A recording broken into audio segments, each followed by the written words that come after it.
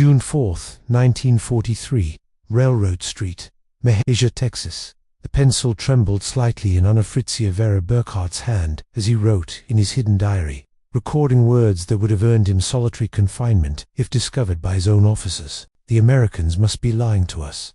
No nation could possess such abundance while fighting a war on two fronts. Through the train window, he had just witnessed something that completely contradicted 3 years of fervent Nazi propaganda. Electric lights blazed from every farmhouse, every street corner, every shop window, an endless skin constellation of electricity stretching across the Texas plains at 10 o'clock at night.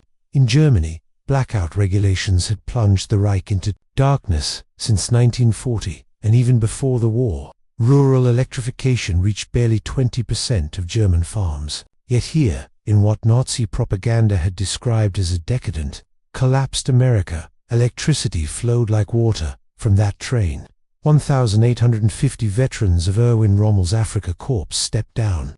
They hadn't arrived in cattle cars or cramped freight wagons, but in cushioned Pullman coaches complete with dining services and sleeping berths. The entire population of Mahia had turned out to witness their arrival. What none of them knew was that this moment would trigger the most profound psychological transformation in modern history. A systematic demolition of Nazi ideology through the sheer display of American industrial capacity. The mathematics of Allied victory were being written, not in battle plans, but in production statistics that would soon shatter every assumption these soldiers carried about their enemies, their homeland, and their cause. The collapse had begun. On May 13, 1943, in Tunisia, General Jorgen von Arnim, Rommel's replacement, surrendered, along with approximately 250,000 to 275,000 German and Italian soldiers. The numbers varied as scattered units continued surrendering over several days. The Wehrmacht's most experienced desert fighters, men who had driven the British back to Egypt and earned the grudging respect of Montgomery himself, were suddenly prisoners. Among them was Hauptmann Friedrich Radke, holder of the Iron Cross First Class, veteran of the France campaign, and wounded twice in North Africa. His diary, discovered decades later in the National Archives, would provide historians with the most detailed account of the psychological impact of American captivity on German soldiers. The journey from defeat to revelation began in the port of Oran, Algeria, as Radke and 30,000 other Perths waited in makeshift camps for transport ships. American efficiency was already beginning to crack their preconceptions. The U.S. Army processed thousands of prisoners daily with an organizational precision that exceeded anything the Wehrmacht had achieved, even at the height of its power. Identity cards were photographed and filed, medical examinations completed, inoculations administered, and Geneva Convention rights explained in fluent German by American officers specifically trained for this moment. But the first real shock came with the food. Obergifreiter Hans Müller, captured with the 21st Panzer Division, wrote to his mother 8 months later, in the cage at Oran, while we waited for ships. The Americans fed us better than we had eaten in 6 months of desert warfare. White bread, real coffee, meat twice a day. We thought it was propaganda, that they were trying to impress us. We didn't realize this was their standard military ration. The Liberty ships that would carry them across the Atlantic were themselves monuments to American industrial capacity. The SS Robert E. Peary had been built in 4 days, 15 hours, and 29 minutes at Kaiser's shipyards in Richmond, California, a fact that would have been dismissed as impossible propaganda if the Germans had known it. These vessels, produced at a rate of 3 per day at the peak of production, were returning from delivering supplies to the European theater. Rather than sail back empty, they carried human cargo. Up to 30,000 POWs per month by summer 1943. The Tweak Atlantic crossing in July 1943 provided the second phase of psychological demolition. Feldwebel Kurt Zimmermann of the 90th Light Division kept a detailed account that survived in letters to his family after repatriation. The ship's crew, he noted, disposed of more food waste each day than his entire company had received in weekly rations during the final months in Africa. Zimmermann vividly described how the American sailors threw away half-eaten steaks, whole loaves of bread, gallons of milk that had sat too long. They did this openly, without thought, not to mock us, but because to them this waste meant nothing. Their supply was limitless. Their ships themselves became floating classrooms in American power. Prisoners discovered that the vessel carrying them was one of 2,710 Liberty ships that would be built during the war. Each one required 250,000 parts assembled from components manufactured in 32 states. The engines, they learned from talkative American guards, were built in 3 separate factories, each producing 900 horsepower cylinders that were then assembled in ports that had barely existed 2 years earlier. Lieutenant Colonel Wilhelm von Steuben, whose aristocratic Prussian family had served in every German war since Frederick the Great, would later write in his memoirs, "As our ship approached the American coast, I watched the radar antenna rotating above the bridge. This technology, which we believed only we, and perhaps the British, possessed in limited quantities, was standard equipment on a cargo vessel. It was then I first suspected that Germany had already lost the war." August 2, 1943, Norfolk Naval Base, Virginia. The first sight of America shattered the last remnants of Nazi propaganda about American industrial weakness. The Norfolk base sprawled across 4,300 acres, its docks stretching for miles, its cranes loading and unloading dozens of ships simultaneously. In a single day, this one port handled more tonnage than the entire German port of Hamburg managed in a week. Chefwriter Johann Weber, a factory worker from the Ruhr before his conscription, counted 47 cargo ships in various stages of loading or unloading. Each crane, he noted in his secret diary, lifted loads that would have required a dozen men and horses in Germany. They moved with electric power, smoothly, continuously, without the coal smoke that choked our industrial cities. The prisoners were formed into columns for the march to the waiting trains. Along the route, they passed parking lots filled with civilian automobiles, hundreds of them belonging to dock workers. In Germany, private automobile ownership remained a privilege of the wealthy and the party elite. The Volkswagen, promised to the German people since 1934, remained a propaganda dream with fewer than 1,000 ever delivered to civilians. Here, ordinary laborers drove to work in their own cars, but nothing prepared them for the trains themselves. Not boxcars, not the 40 and 8 inches wagons, 40 men or 8 horses that had carried German troops across Europe, but full passenger coaches, Pullman cars with padded seats that converted to sleeping berths, dining cars with white tablecloths and silver cutlery, observation cars with panoramic windows. Hauptmann Radke wrote, "We boarded like tourists, not prisoners." The American guards seemed almost embarrassed by the comfort. One sergeant apologized that the air conditioning wasn't working properly in their car. "Air conditioning," Radke exclaimed. "In August, we had believed such luxury existed only in Hitler's personal train." The 3-day train journey from Norfolk to the camps of Texas and Oklahoma would prove more destructive to Nazi ideology than any military defeat.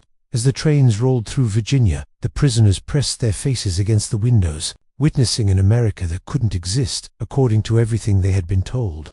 Every small town blazed with illumination.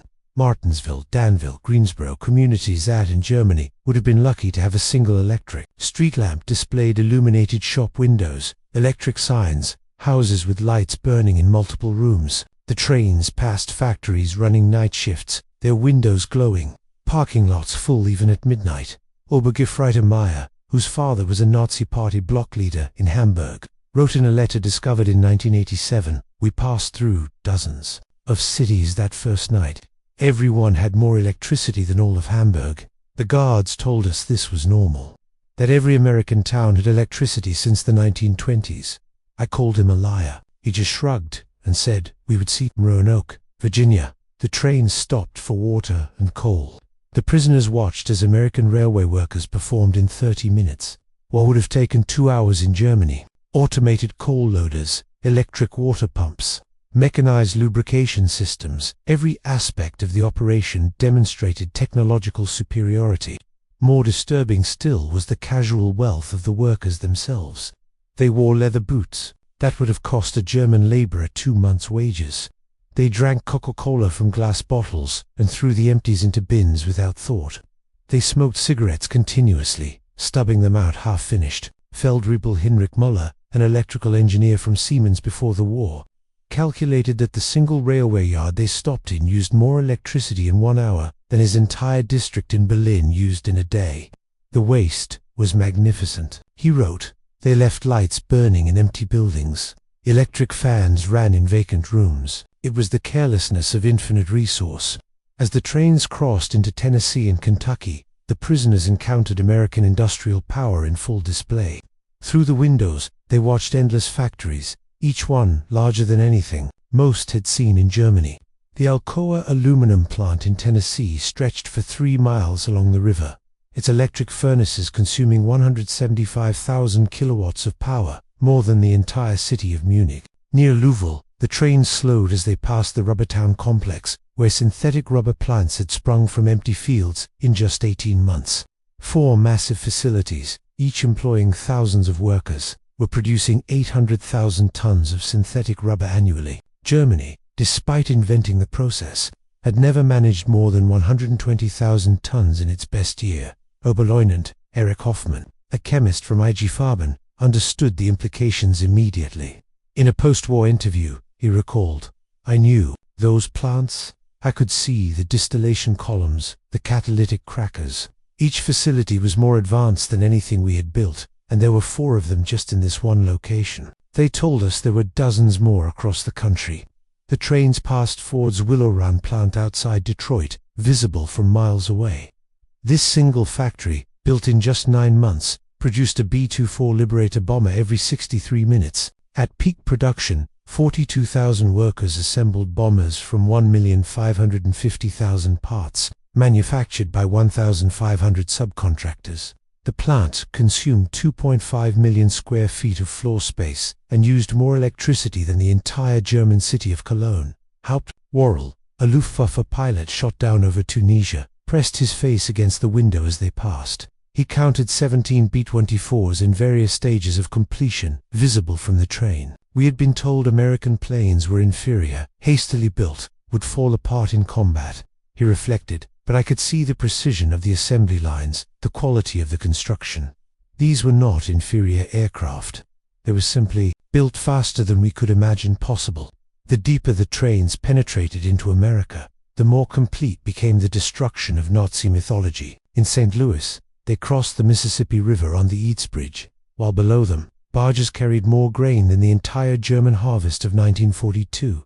The prisoners could see grain elevators stretching along both banks, each one holding enough wheat to feed a German city for months. Unteroffizier Karl Schmidt, a farmer's son from Bavaria, wrote in his diary, "The Americans transport food, as we transport ammunition, in endless quantities, without concern for loss. I watched them loading a single barge with enough wheat to feed my entire village for 5 years. The crane operator was eating a sandwich with meat thicker than our weekly ration." In Kansas City, the train stopped at a massive stockyard where tens of thousands of cattle waited for slaughter. The smell of meatpacking plants filled the air for miles. German POWs, who had subsisted on 200 grams of meat per week in Africa, when lucky, watched American workers eating beef sandwiches during their lunch break. "They ate meat like we ate bread," wrote chef writer Paul Fisher. "No, that's wrong. They ate meat like we wished we could eat bread." A guard bought them hamburgers from a stand near the station. Meat, cheese, vegetables on white bread for 15 cents. He bought 20 of them without thinking, paid with a single dollar bill. This was not special. This was their normal food. The arrival at the camps themselves provided the next level of cognitive demolition. Camp Hearn, Texas, built in just 4 months, housed between 3,000 and 4,800 prisoners in conditions that exceeded what most had known as civilians. Wooden barracks with electric lights, flush toilets, hot showers, and steam heat. Each building constructed with more lumber than entire German villages possessed. The camp hospital astounded the medical personnel among the prisoners. Oberstleutnant Dr. Friedrich Bauer, chief surgeon of the 164th Light Division, found himself in a facility better equipped than most German civilian hospitals. X-ray machines, surgical equipment, pharmaceutical supplies that had been unavailable in Germany since 1941. All standard provisions for enemy prisoners. They had penicillin. Dr. Bauer would later testify, this miracle drug that we had only heard rumors about. They used it freely, even on prisoners with minor infections. German soldiers were dying for want of basic sulfur drugs, and the Americans were giving us their most advanced medicine without hesitation. The camp kitchen became another classroom in American prosperity. Prisoners assigned to cooking duties discovered walk-in refrigerators, electric mixers, automated dishwashers, and gas ranges that could prepare meals for 5,000 men. The daily ration included fresh milk, eggs, meat, vegetables, and white bread quantities that German civilians hadn't seen since 1939. Feldwebel Otto Krebs, a former hotel chef from Munich, wrote, "Today, we threw away more food than my family has seen in 3 years. Not spoiled food, simply excess. The American regulations require we prepare 10% more than needed to ensure every prisoner receives full rations. The surplus is discarded. I wept as I threw perfectly good bread into the garbage." By September 1943, the labor shortage in American agriculture led to the employment of POWs in fields and factories across the country. This decision, driven by necessity, would prove more destructive to Nazi ideology than any propaganda program could have achieved. Groups of prisoners were trucked daily to work sites, traveling through the American heartland without blindfolds or restricted routes. They saw everything: the endless fields of corn and wheat, the factories running 3 shifts, the shops full of goods, the parking lots full of cars, the houses with refrigerators and radios. At a cotton gin outside Houston, Unteroffizier Herbert Lang watched a single machine process more cotton in 1 hour than his entire village could have handled in a month using traditional methods. The gin was powered by electricity from the Colorado River Authority, part of a rural electrification program that had brought power to 90% of Texas farms by 1943. The farmer who owned the gin was nobody special, Lang recorded. Not aristocracy, not a party member, just a farmer. Yet he had electricity, running water, a truck, a car, and a tractor.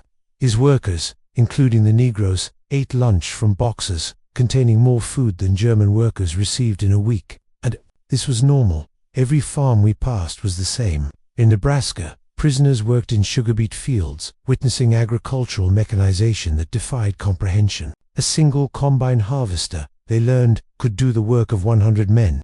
The fields stretched to the horizon, each one larger than entire German counties.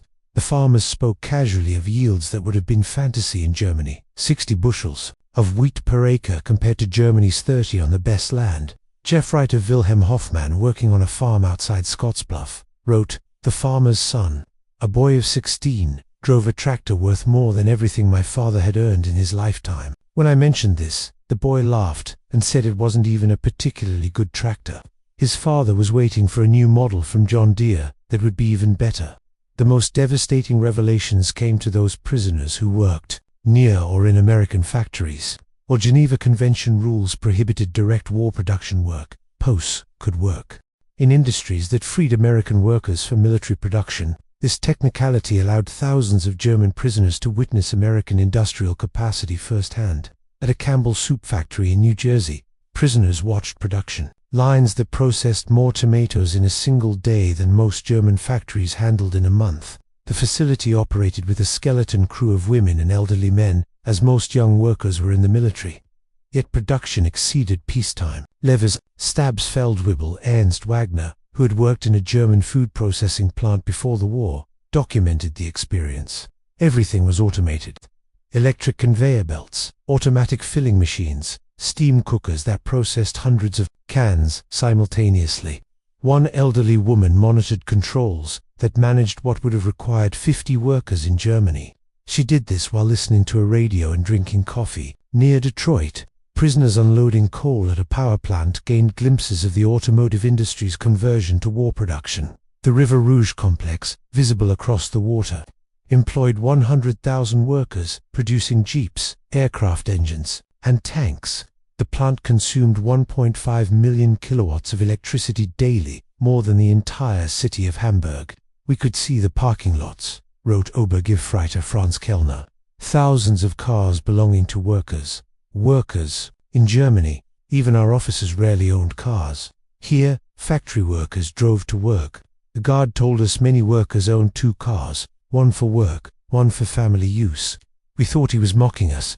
By winter 1943, the cumulative impact of these observations was producing what American intelligence officers called ideological collapse syndrome among the prisoners. The Special Projects Division, this secret re-education program run by the Provost Marshal General's office, documented increasing numbers of prisoners requesting access to American newspapers, books, and educational materials.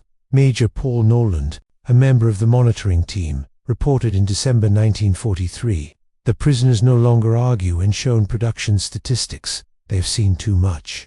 The most fanatical Nazis have become quiet. They still maintained loyalty to Germany, but no longer speak of victory. Many openly question what they were told about America." The camp newspapers produced by prisoners themselves began reflecting this transformation. De Ruff the Call, published at Fort Kearny, Rhode Island, gradually shifted from defiant nationalism to discussions of democracy, economic systems, and post-war reconstruction. The editors, carefully selected anti-Nazi prisoners, found their audience increasingly receptive. Lieutenant Hermann Gietese, captured with the 10th Panzer Division, wrote in a letter that passed American censors, "We were told America was a nation, weak, divided, controlled by Jews, incapable of military prowess. Every day I am here, I see the opposite. This is the most organized, unified, and powerful nation on earth. We were told fairy tales by criminals." The most devastating blow to Nazi ideology came from an unexpected source: the treatment of Italian prisoners after Italy's surrender in September 1943. Italian POWs who agreed to cooperate were formed into Italian service units, given better quarters, increased pay, and more freedom. German prisoners watched their former allies working alongside Americans, eating in American restaurants, some even dating American women. Hauptmann Friedrich Schultz wrote, "The Italians betrayed us, yet they are treated better than we treated them as allies. They work freely, earn money, send packages home. The Americans show them no hatred." This democracy we were taught to despise appears more honorable than our own system. Christmas 1943 provided the most profound psychological impact. American organizations, churches, and civic groups sent 500,000 Christmas packages to German POWs enemies who had been trying to kill American soldiers months earlier. Each package contained cigarettes, candy, toiletries, and games. Local communities invited prisoners to Christmas dinners, though regulations prevented most from accepting. At Camp Hearn, Texas, the local Methodist church choir performed Christmas carols in German for the prisoners. Women from Hearn sent in homemade cookies and cakes. The Boy Scouts delivered handmade Christmas cards. His kindness toward enemies shattered the final remnants of Nazi racial theory. Oberleutnant Walter Muller, whose brother had died in the bombing of Hamburg, wrote, "They know we are their enemies. Many have sons and husbands fighting against our armies. Yet they show us Christian charity, not propaganda, but genuine kindness. What kind of people treat enemies this way? Only those absolutely certain of victory and secure in their power." The Christmas feast itself defied comprehension. Turkey, ham, mashed potatoes, gravy, vegetables, pies, ice cream. Quantities of food that Germany hadn't seen since before the First World War. The prisoners ate until they were sick, unable to comprehend such resources being lavished on enemies. "We ate like kings," wrote Feldwebel Hansa. "Better than German generals eat, better than party leaders. And this was not special. The guards told us this was a normal American Christmas dinner, that every American family was eating the same meal. If they can feed prisoners this way, what must their own soldiers eat?"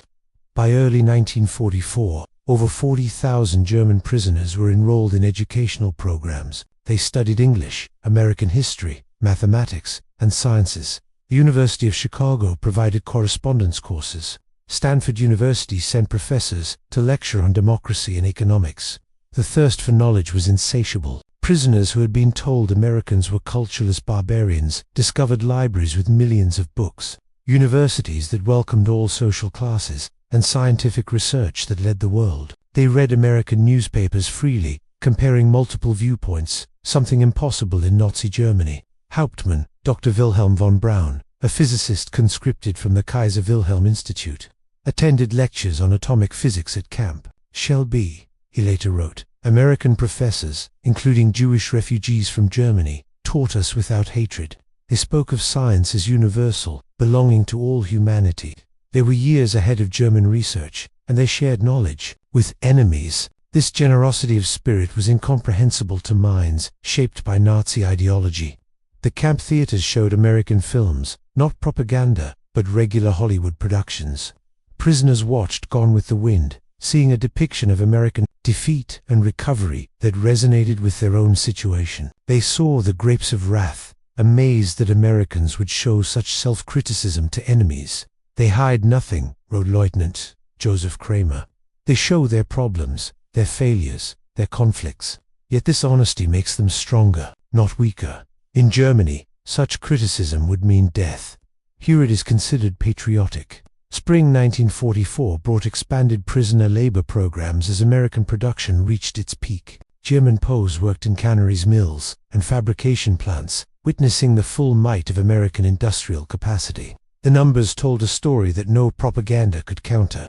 At the Higgins Boat Factory in New Orleans, prisoners unloaded steel that would become landing craft for D-Day. They watched as workers assembled 700 boats per month, each one requiring 20,000 parts. The factory employed 20,000 workers, including thousands of women who operated cranes, welded holes, and managed production lines. Stabsfeldwebel Kurt Zimmermann wrote, "Women doing men's work, Negroes operating complex machinery, teenagers running drilling equipment, everything we were told was impossible in a democracy."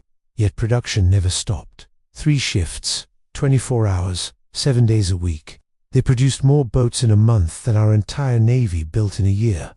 At Republic Steel in Ohio, prisoners witnessed the production of 10,000 tons of steel daily. The blast furnaces ran continuously, fed by endless trains of iron ore from Minnesota and coal from Pennsylvania. Per scale defied German comprehension. This single plant produced more steel than the entire Ruhr at its peak, wrote Obergifreiter Paul Hartmann, who had worked at Krupp before the war. "I thought I understood industrial production, but this was beyond imagination. They wasted more steel and spillage than we could produce. The workers complained about overtime while producing quantities we couldn't achieve with slave labor and double shifts." The summer 1944 harvest provided the final demolition of Nazi propaganda about American weakness. German prisoners worked across the Midwest, witnessing agricultural production that could feed the world. In Kansas, they watched wheat harvests where single farms produced more grain than entire German provinces. Combines moved across fields, like ships across an ocean of gold, each one harvesting 100 acres per day. The grain elevators they filled could hold more wheat than Germany imported in an entire year. Unter Offizier Franz Weber, a farmer from East Prussia, wrote, "One American farmer with machinery does the work of 100 German farmers. They showed me aerial photographs of the wheat fields, thousands of square miles of grain. They could lose half their harvest and still have more than all of Europe combined." In California's Central Valley, prisoners picked fruit in orchards that stretched beyond the horizon. They watched as perfectly good fruit was discarded for minor blemishes, fruit that would have been treasured in Germany. Entire crops were sometimes plowed under to maintain prices, a concept that caused psychological breakdown among prisoners from hunger-avid Germany. They destroyed food to keep prices stable, wrote Jeffreter Otto Schultz. Mountains of orange bulldozed into pits because they had too many. We begged to be allowed to send them to Germany to our families. The guards were sympathetic but explained it was impossible. The waste was strategic proof of unlimited resources. June 6, 1944. When news of the Normandy invasion reached the camps, German prisoners experienced their final ideological cliffs. The scale of the operation: 6,000 ships, 11,000 aircraft, 150,000 men in the first wave, demonstrated American organizational capacity beyond Nazi Germany's wildest dreams. Prisoners at Camp Shelby watched newsreels of the invasion. Within days, they saw the endless streams of ships, the artificial harbors, the supply system that delivered 15,000 tons daily across open beaches. They watched their homeland being crushed by the very nation they had been told was too weak to fight. Oberleutnant Friedrich von Tauben wrote, "We knew then that everything was lost, not just the war, but the entire Nazi project. We had challenged the world's greatest industrial power with fairy tales and racial mythology. We sent horses against their trucks, rifles against their automatic weapons, courage against their unlimited resources. Throughout their captivity, German prisoners experienced something that challenged Nazi ideology more than any material wealth: American humanity. Despite propaganda depicting Americans as weak and sentimental, post discovered a people secure enough in their strength to show mercy. When Jeff Reiter, Hans Muller's son, died in the Hamburg bombing, the American camp commander personally delivered the Red Cross message and offered condolences. When Lieutenant Paul Fisher's wife wrote that she was struggling to feed their children, American church groups sent food packages to her in Germany. Enemy civilians in a nation America was actively bombing. They separated the German people from the Nazi regime, wrote Hauptmann Otto. They said they were fighting Hitler, not Germans. This distinction, which seemed like propaganda, proved genuine. They prepared us to rebuild Germany after the war, not to destroy it. The medical treatment particularly affected prisoners. German doctors worked alongside American medical staff, learning new techniques, using advanced equipment. Prisoners received operations that would have been available only to the elite in Germany. Mental health treatment, virtually unknown in the Wehrmacht, was provided to traumatized soldiers. Dr. Friedrich Bauer wrote, "They treated attempted suicides with counseling, not punishment. Prisoners with mental breakdowns received therapy, not beatings." This humanity toward enemies revealed a strength we never understood, the confidence of true power. By March 1945, the secret re-education program had produced remarkable results. Over 25,000 prisoners had volunteered for democracy courses. The camp newspapers published articles about constitutional government, free markets, and civil rights. Discussion groups debated Germany's future after the war. The program's success exceeded all expectations. Prisoners who had arrived as fanatical Nazis were writing essays about democratic reconstruction. Officers who had sworn oaths to Hitler were planning how to implement American agricultural methods in post-war Germany. "We became missionaries for democracy," admitted Obersthermann Grink, no relation to the Reichsmarshal, in a 1975 interview. "Not through coercion or propaganda, but through observation. We saw it work. We saw ordinary people living better than German aristocracy. We wanted that for Germany." The transformation was so complete that American authorities worried about prisoners being too enthusiastic about American ways.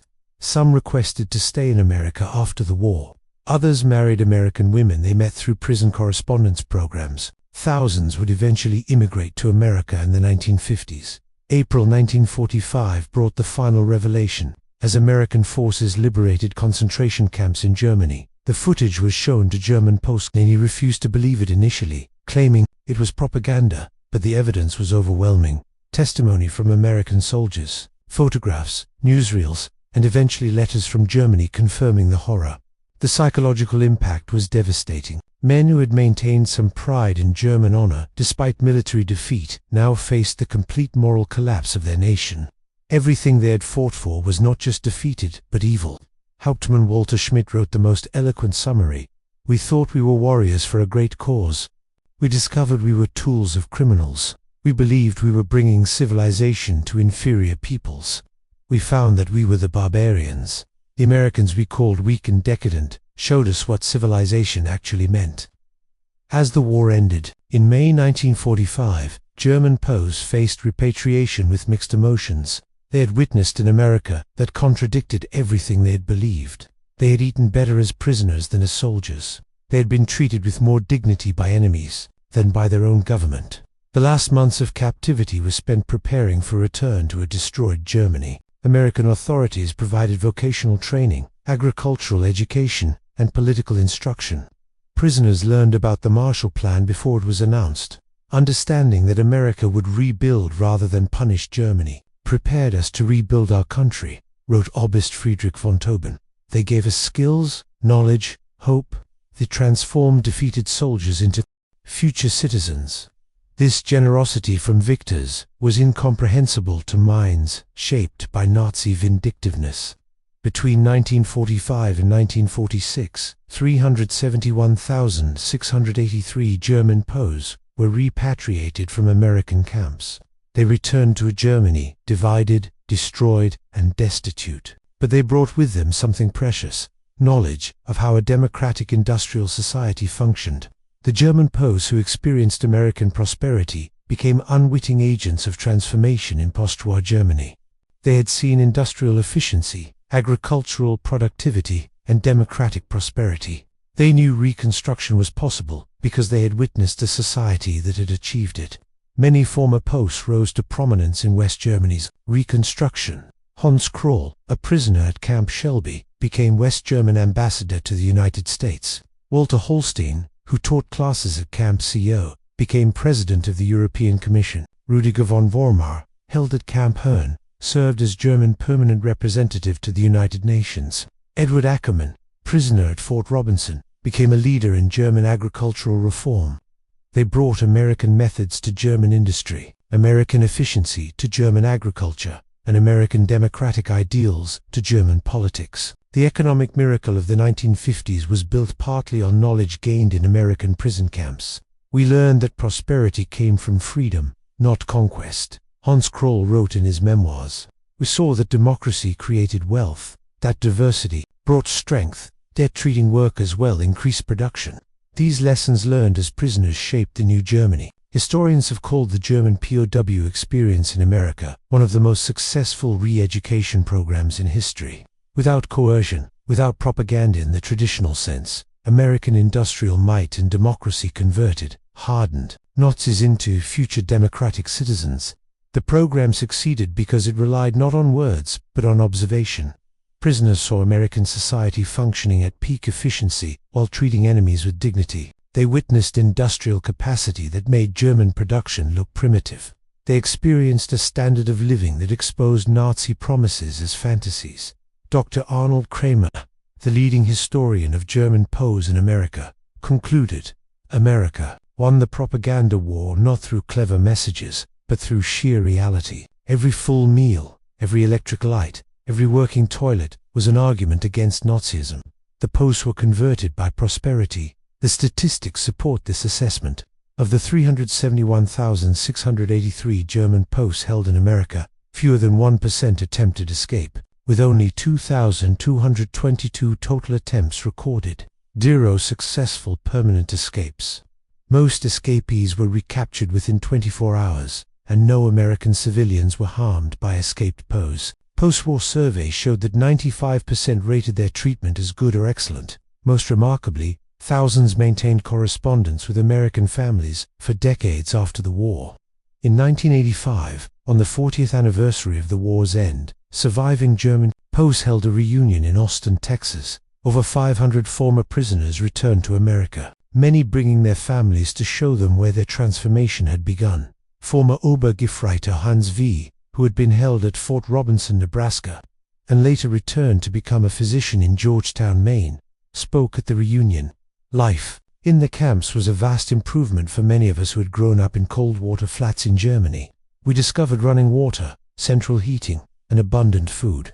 But more than that, we discovered dignity. Former Stabsfeld-Wibbel Kurt Meyer, who had worked on farms in Iowa, added, "The farmers treated us not as enemies, but as young men far from home.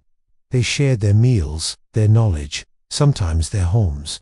This humanity from people whose sons were fighting against us, this changed us forever." At the 1985 reunion dinner, former Oberst Hermann Gietese, then 78 years old, delivered the keynote address that captured the essence of the transformation. "We came to America as enemies, as Nazis, as believers in a lie. We left as friends, as Democrats, as men who had seen the truth. America showed us that strength comes not from conquest, but from production, not from hatred, but from diversity, not from tyranny, but from freedom. We witnessed the arsenal of democracy at full production. We saw farmers who produced food for the world, workers who built the tools of victory, and citizens who treated enemies with dignity. We learned that America's true weapon was not its bombs or tanks, but its inexhaustible capacity for creation and its unshakable confidence. We returned to Germany with a mission to build a society that could create rather than destroy, that could prosper through peace rather than war.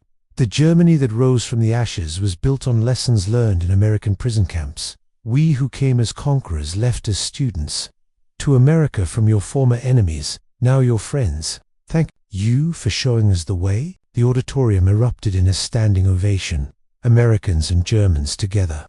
Former enemies united in recognition of a transformation that had seemed impossible when those first trains rolled into Texas in June 1943. The magnitude of the German POW experience in America can be measured in stark Statistics that reveal both the scale of the operation and its remarkable success. Over 500 camps across 45 states, with 175 main camps and 325 branch camps, were built to house from 250 to 12,000 prisoners each. Construction completed in an average of 90 days per camp. The prisoner population reached 371,683 German posts out of 425,871 total access posts, peaking in May 1945, with an average of 20,000 new arrivals monthly in 1943, 30,000 monthly after D-Day, and 60,000 monthly in the final months of the war. Their labor contribution amounted to 14 million man-days of agricultural labor and 100 million board feet of lumber processed, representing $230 million in labor value, 1940s dollars, at an 80-cent daily wage per prisoner. These prisoners filled critical labor shortages in 46 states. Despite the numbers, escape statistics were astonishingly low. Only 2,222 escape attempts from over 371,000 prisoners, 0.6%, with 0 successful permanent escapes. The educational programs were equally impressive. Over 40,000 enrolled in courses. 135 camp newspapers published, 30,000 taking English classes, 15,000 in vocational training, and 8,000 in university correspondence courses. Post-war, approximately 5,000 former posts immigrated to the U.S., and over 12,000 maintained correspondence with American families for an average duration of 31 years. Many returning as tourists or business partners. The assessment of their treatment was overwhelmingly positive. 95% rated it as good or excellent. 74% believed captivity positively changed their worldview, and 61% expressed interest in learning about democracy. Less than 10% maintained strong Nazi beliefs. By 1945, the German posts who experienced American industrial might didn't just witness history, they were transformed by it. Their captivity became education, their defeat became enlightenment, and their imprisonment became liberation from the ideological chains of Nazism. In the end, America's greatest victory was not on the battlefield, but in the prison camps, where overwhelming evidence of democratic prosperity accomplished what armies could not: the complete transformation of enemy minds. The posts had arrived believing in German superiority and American weakness. They left knowing the truth. American industrial might was not just overwhelming, it was incomprehensible. Two minds shaped by scarcity and tyranny. The trains that had brought them into captivity in 1943 had carried warriors of the Third Reich. The ships that returned them to Germany in 1946 carried architects of democracy. They had seen the future, and it worked. Their story stands as testament to a profound truth. The most powerful weapon in America's arsenal was not military might, but the simple, overwhelming evidence of a free society's capacity to create abundance. The German POWs was stunned by American industrial might, but ultimately, they were converted by it. In their transformation lay the seeds of Europe's post-war redemption and the final defeat of the Nazi dream. They returned to Germany not as defeated enemies, but as witnesses to what free societies could achieve. The economic miracle that transformed West Germany in the 1950s was built on foundations laid in American prison camps, where enemy soldiers learned that prosperity came, not from conquest, but from freedom, not from racial superiority, but from human dignity, not from totalitarian control, but from democratic cooperation. The German POWs had arrived in America expecting to find a weak, divided nation on the verge of collapse. Instead, they discovered an industrial colossus of unlimited power and surprising humanity. They had come as prisoners of war, but left as witnesses to the arsenal of democracy at its absolute peak. In their awe at American abundance lay the psychological seeds of the Atlantic Alliance, the Marshall Plan, and the democratic reconstruction of Germany. They had seen America, and they would never be the same. Their children would grow up in a democratic Germany allied with the United States, a partnership built on the transformation that began when 1,850 Africa Corps veterans stepped off a train in Mejia, Texas, and discovered that everything they believed was wrong. The story of German POWs in America is ultimately a story of redemption through revelation. It proves that sometimes the greatest victories are won not through destruction, but through demonstration. Not through propaganda, but through prosperity. Not through hatred, but through humanity. The German soldiers who witnessed American industrial might became the unwitting ambassadors of democracy, carrying back to their homeland the seeds of transformation that would bloom into one of history's most successful reconstructions. Their journey from Nazi warriors to democratic citizens remains one of the most remarkable transformations in modern history, accomplished not through force, but through the overwhelming evidence of what free people could achieve when they worked together. In the end, that was America's secret weapon, not just the ability to produce more tanks and planes than any nation in history, but the capacity to transform enemies into friends through the simple power of example. The German POWs were stunned by America's industrial might, but more importantly, they were changed by it, and in that change lay the foundation for a better world.